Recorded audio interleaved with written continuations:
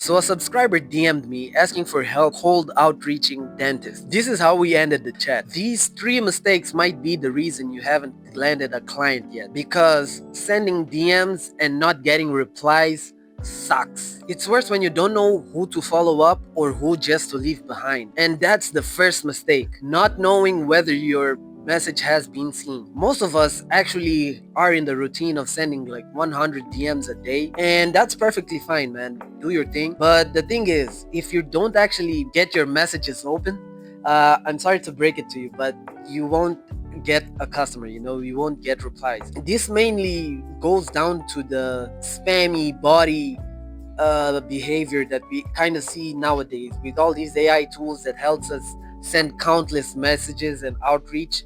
Most people, even if it's you texting them, most people are already too aware of it and are too defensive of it to actually give you a chance. Being able to know whether you're still in the message requests and knowing if you're out of the message requests is a clear goal, just so you know who to follow up on and who to leave behind. Because when you know that at least your message has been approved, you know that you can potentially send them more messages and expect a reply than having like 50, 100, 200 messages on sent and not being sure if it's been seen or not.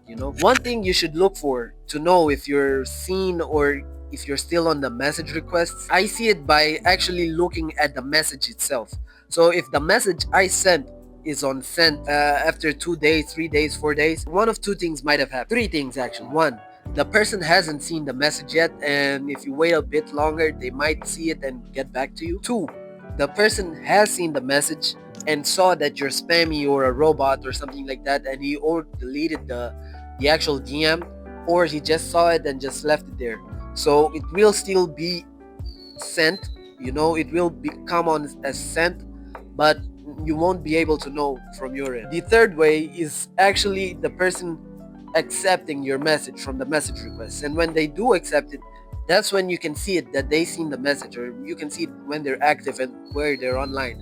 So when you do this actually opens the door for you to know, like, okay, from those 100 people I sent this DM to, or these DMs to, like, at least 30 of them come as seen. If it's seen, then they should be automatically upgraded to the next step, which is following up. You should be able to follow up with them. It's the important step when outreaching. When following up, you shouldn't be following up with the ones that leave you unsent. That might seem as common knowledge, but a lot of people waste their time and effort just sending 120 messages to the same person, and they just end up on the hidden request section, on the Instagram DM. Being able to consciously avoid that opens the gates for you to actually increase the quality of DMs that you send. What actually makes so people ban you and actually start restricting you and making Instagram understand that you're like a bot or something like that and sending you to the hidden requests is actually feeling like spam. You're feeling like the bunch. So one thing they notice is that you're outreaching to many people at the same time, and you're not doing something that makes them actually remove you from the message requests. That's the second mistake. Not utilizing voice notes and not utilizing your face and video presentations when possible.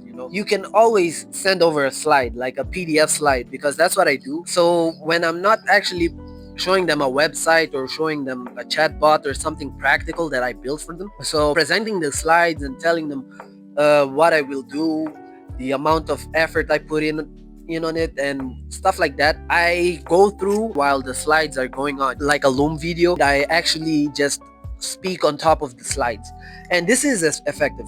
This is effective. Why? Because people see that you're actually up for them. They see that you're actually doing a survey for them or doing a assessment for them.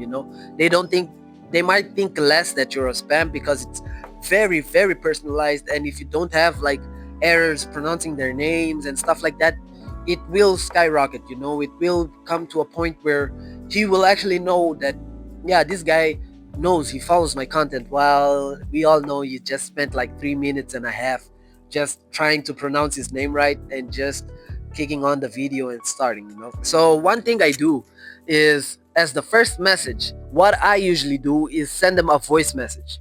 And what do I do in this voice message? Some might call it deceiving, but I just call it using my brain.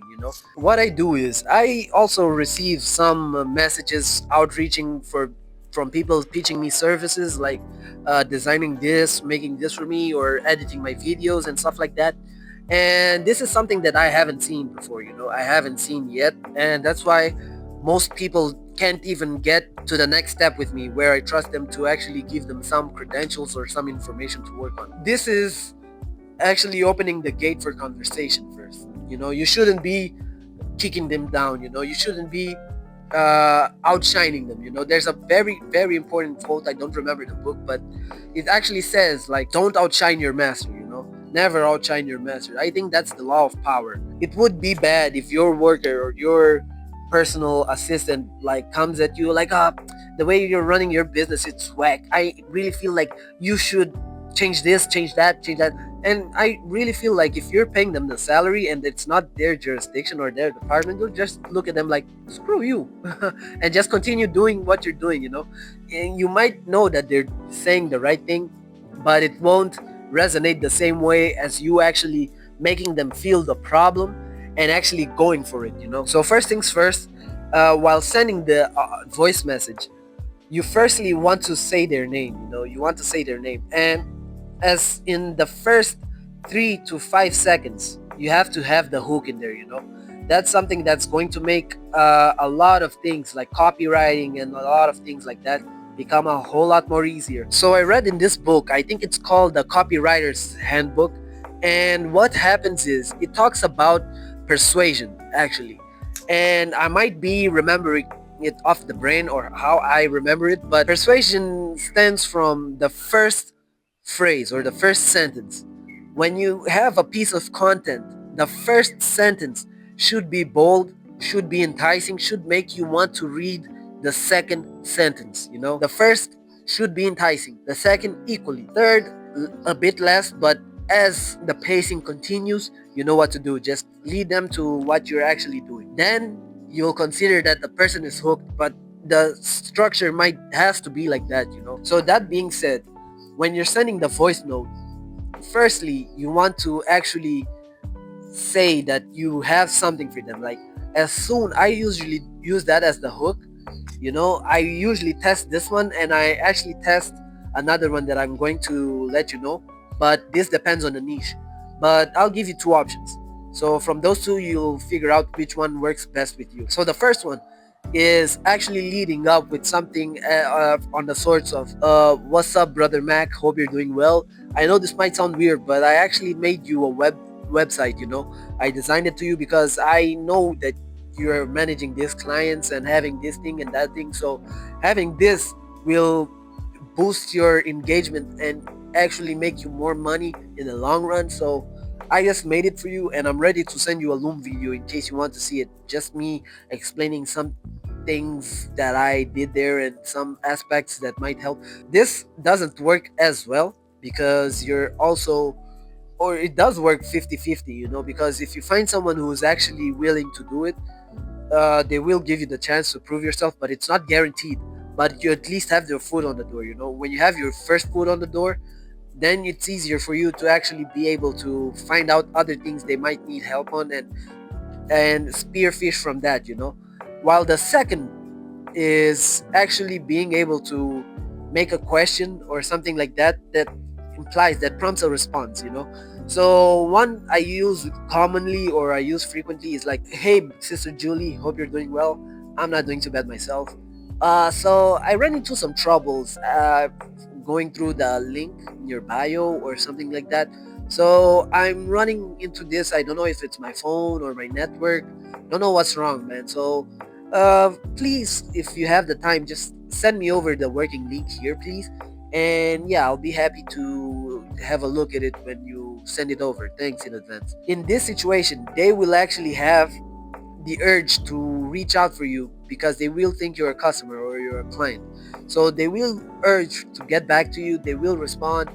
And don't overuse this one. You could use a whole a whole lot other examples. You could ask from something specific on the page you saw, or something on their profile, or questions relevant. The more relevant the questions, the more odds you have of them getting back to you. But this kind of ties around with something I overlooked back then. What happens is, I low-key didn't want to work locally. I didn't want to contact people locally because there's a bad part, in this area you can actually reach locally, but the thing is, you don't actually get as higher paying customers, high ticket paying customers. But picture this, I'm in a third world country, I'm in Africa, Mozambique. I'm not in a highly targeted place like United States, and I really feel like the people I outreach to, man, the odds are just crazy. From 10 people I outreach in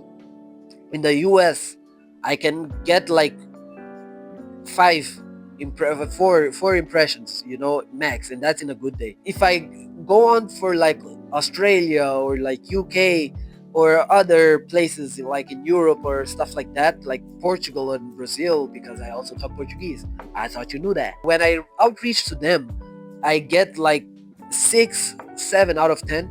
But I'm not kidding. When I outreach to like Mozambique, man, there are pages with like 150,000 followers, and I get like 9 of them getting back to me, like 9, 8 guys getting back to me. Like that happens in South Africa too, like Nigeria, Ghana, all these places that basically are in the last of the outreaching lists for some people might be the best options for you, So don't be. I hear a lot of people when they reach me, they're like, bro, now I am targeting California, man. I really feel like this thing, California. And I'm like, bro, how many people have targeted California? You're not even talking to me about like a specific avenue or a specific area.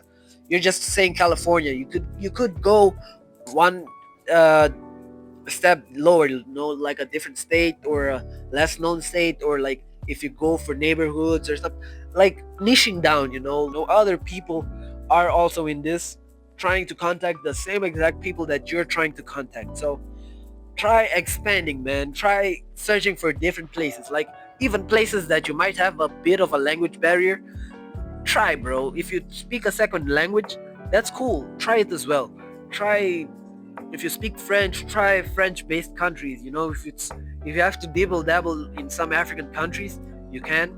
Because I tried, and I actually got some meetings. I actually got some deals, and it actually boosts the cash flow. While you're searching for those big paying customers, actually being able to have a source of income to be financing you while you search for bigger paying customers might be the difference of you making or breaking this whole process.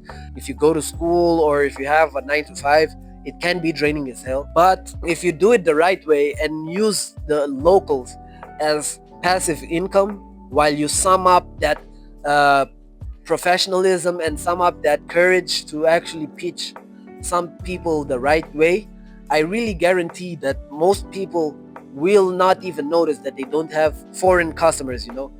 They will find eventually high ticket paying customers locally, and they won't even need to find them in the US and stuff like that. The subscriber that actually sent me a message, I really feel like in the long run we will be interacting and we will be achieving bigger success through actually building a community and mainly being a part of the same system. I actually opened the doors to having one-on-one conversations with you guys in case you're willing to start cold outreaching and all that, and being able to get those $1,000 clients. You can always find me on my Discord. I'll link it on my description, and you can actually be able to get the latest resources and be able to see the actual Loom videos and actual conversations we have on having a better brand and actually cold outreaching the right way. So I'll see you there. Link is in the description.